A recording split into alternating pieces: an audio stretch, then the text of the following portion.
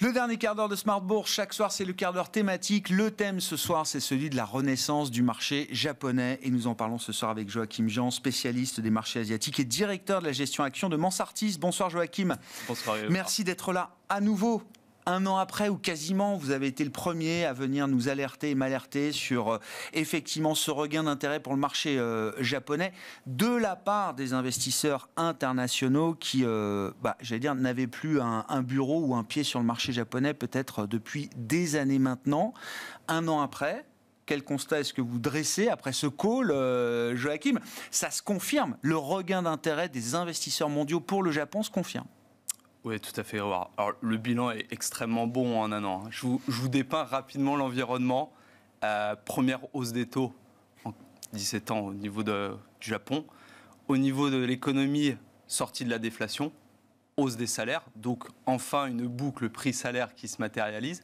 Au niveau des entreprises, c'est aussi une année des records. Record au niveau des rachats d'actions auprès des entreprises, record dans la hausse des dividendes également, et au niveau du marché, sur un an, on est à peu près à plus 30%. Alors vous avez raison Grégoire, il y a un an à peu près, peu de personnes misaient sur le Japon, et c'est tout à fait compréhensible.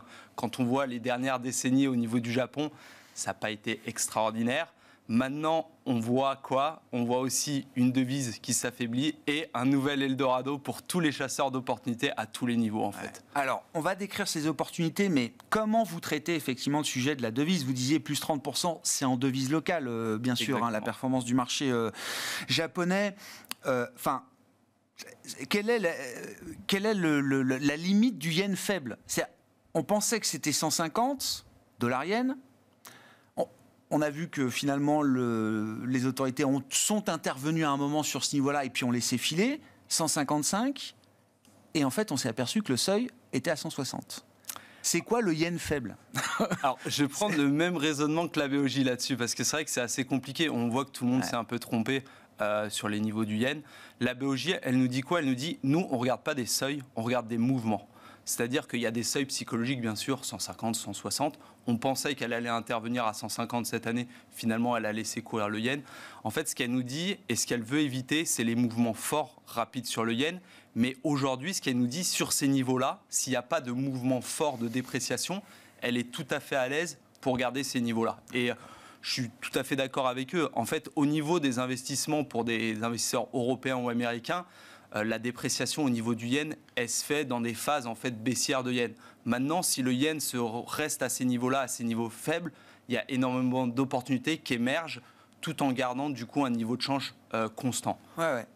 Là, c'est un niveau qui peut être confortable pour tout le monde et qui peut permettre à des investisseurs de devises étrangères d'investir avec de la visibilité sur ce marché japonais aujourd'hui. Exactement. C'est sur ces niveaux-là où ça devient très intéressant. Parce que du coup, on a fait toute la phase de baisse. Ouais, je comprends. Aujourd'hui, on est sur le gros du mouvement est passé. Voilà, exactement. Aujourd'hui, qu'est-ce qu'on voit au niveau des entreprises japonaises et pour les investisseurs étrangers? C'est des entreprises qui profitent pleinement en fait de ce niveau faible. Si je vous prends les derniers résultats d'entreprises, ceux du T4 pour le moment, on voit que 60% de la croissance des revenus des sociétés japonaises au T4 est issue de l'effet de change. 70% du résultat opérationnel est issu de l'effet de change. Et donc, on a des sociétés exportatrices qui profitent pleinement, en fait, de cet effet de change-là. Et nous, en tant qu'investisseurs, on va venir justement chercher ces entreprises exportatrices qui profitent pleinement du yen. Et il y a un autre point très intéressant, parce que souvent, on regarde uniquement les sociétés exportatrices, mais il y a des sociétés domestiques qui profitent également de cet effet de change.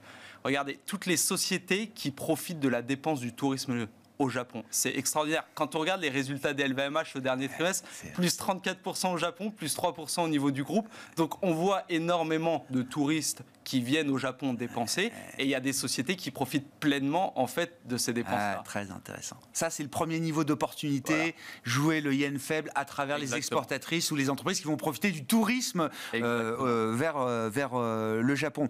Moi, je reviens aussi sur ce qui a changé après 30 ans de déflation. Dans les comportements, vous parliez des salaires, une boucle qui se met en place, et dans l'allocation du capital aussi des entreprises. Et je crois que c'est d'ailleurs des changements structurels que beaucoup décrivent, et on en parlait déjà il y a un an. Comment ça se traduit en termes d'opportunités d'investissement, ça? En fait, ce changement, il est tout à fait logique. Prenez une société japonaise. Pendant 30 ans, elle a accumulé énormément de liquidités au bilan, il n'y avait pas d'inflation. Aujourd'hui, il y a de l'inflation. Qu'est-ce qui se passe pour les liquidités au bilan? C'est pas très bon pour une entreprise. Donc elle va réallouer ce cash-là au niveau, par exemple, du retour aux actionnaires, au niveau des acquisitions. Nous, ce qu'on regarde, et c'est là où on va trouver des opportunités sur les sociétés qui font des efforts, bien sûr, pour évoluer et améliorer leur allocation du capital. Et ce qu'on va regarder, c'est surtout en fait les investisseurs activistes qui vont pousser les managements à faire des choses. Je vous donne un élément et un exemple très intéressant. Vous allez voir. C'est Keisei Electric Railway. Alors là, vous allez me dire, on ne connaît pas. C'est du ferroviaire. Voilà, ferroviaire japonais. Railway, on comprend. Plus ennuyeux, je pense que c'est compliqué. Alors, 6 milliards de capitalisation sur la bourse à Tokyo. Elle détient 10% d'une autre société japonaise qui est cotée également, qui s'appelle Oriental Land. Je vous fais les maths très rapidement. Oriental Land, c'est 50 milliards de capitalisation. Du coup, elle détient 10 milliards de valeur boursière de cette société-là, qui est répercutée dans son bilan au niveau comptable, aux normes japonaises, à 1,2 milliard. Là, vous allez me dire, il n'y a rien de nouveau, c'était déjà le cas avant. Mais ce qui est nouveau, attention, c'est que Palliser Capital, un activiste anglo-saxon, est rentré dans le capital de la société et va faire bouger les choses, bien sûr, pour que la société cède cette participation. Il n'y a pas grand intérêt pour une ferroviaire, et fasse soit du buyback, soit du dividende, soit autre chose. Et c'est ça que nous, on regarde. Donc on va simplifier les structures capitalistiques, exactement. On va désinvestir des participations, et les activistes sont là pour aiguiller les mouvements, si je puis dire. Les activistes, et on appelle maintenant les suggestivistes, puisqu'en fait, qu'est-ce qu'ils font? Ils font des suggestions auprès du management. Je vous invite à regarder quelque chose. Il y a un activiste qui s'appelle Oasis Capital qui a pris une participation aussi dans une autre société japonaise qui s'appelle Kao, qui est à peu près le Procter & Gamble & japonais.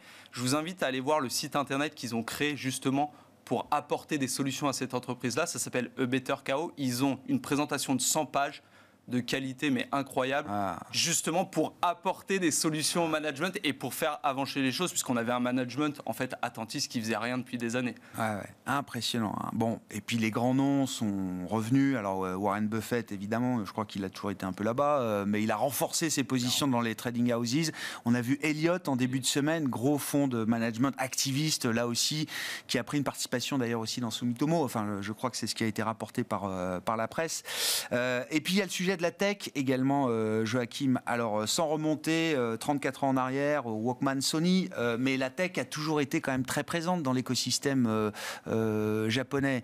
Est-ce qu'ils sont dans les bons virages? Est-ce qu'ils sont dans les bons trends, notamment vis-à-vis de l'IA et de la partie semi-conducteur, qui reste quand même une force de l'économie japonaise? Alors là aussi, le gouvernement fait les bonnes choses en fait. Elle essaye d'attirer les investissements sur ces segments d'avenir. Vous l'avez dit, il y a l'IA. Il y a tout ce qui est véhicule électrique. On le voit aussi dans la défense, ils essayent de développer des choses. On voit les tensions géopolitiques au niveau de la zone.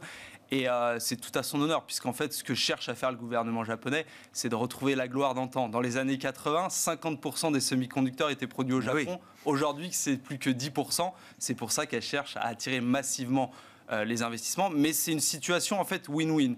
Au niveau du gouvernement, en fait, ça permet d'attirer un peu d'investissement. Au niveau des entreprises, c'est exceptionnel.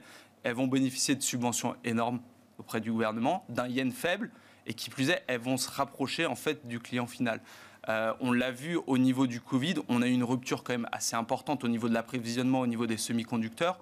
Si on rapproche en fait les investissements des sociétés de semi-conducteurs vers le Japon, c'est aussi parce qu'il y a toute une chaîne d'approvisionnement au Japon, et là il y a des opportunités considérables, par exemple dans les équipementiers, pour les productions de semi-conducteurs. Attirer des investissements et des investisseurs étrangers, c'est bien, c'est très bien. Se faire rafler ces pépites nationales, c'est une autre histoire. C'est la même histoire pourtant, mais il y a une question de limite. Est-ce que le Japon prend ce risque-là aujourd'hui ou pas, Joachim? Alors, vous avez tout à fait raison, c'est le risque. On l'a vu, alors historiquement, les Japonais n'ont jamais été très bons dans les fusions-acquisitions lorsqu'elles faisaient des acquisitions à l'étranger. Aujourd'hui, je ne doute pas qu'il y a beaucoup de sociétés américaines et européennes qui ont un œil sur certains leaders, sur certains secteurs de niche au Japon. Donc attention, on verra dans quelle mesure elle sera protectionniste à ce moment-là. Mais là, on est au tout début en fait, de cette tendance-là. Merci beaucoup Joachim. Merci d'être venu nous tenir informés de la renaissance du marché japonais, un an après votre premier passage pour évoquer effectivement ce sujet du marché japonais. Joachim Jean, directeur de la gestion action de Mansartis, qui était l'invité du quart d'heure thématique de Smart Bourse ce soir sur Bismart.